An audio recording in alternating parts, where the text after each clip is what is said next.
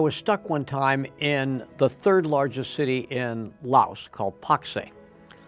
And I found absolutely nothing to do.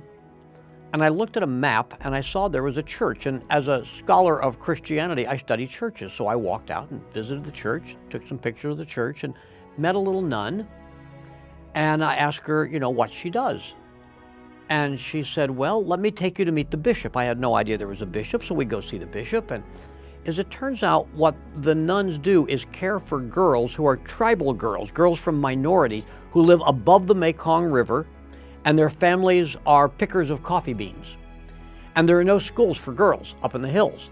So the only way girls can go to school is come down and live in the city, and the bishop had room in the bishop's palace, not really a palace, for 12 girls. But he only had money for 5. And so he had 7 empty beds for girls who could be educated from these villages up above the Mekong River in southern Laos. And I very quickly said to him, I think we can provide you with enough money for the other 7. And now there are 12 girls who live there from these villages and go to school. And it's a wonderful thing because they took me up in the village to meet the parents. And I met a grandmother with 1 tooth and no education. And she is so fiercely proud that her granddaughter is going to graduate from high school. The father is semi-literate, and he is intensely proud.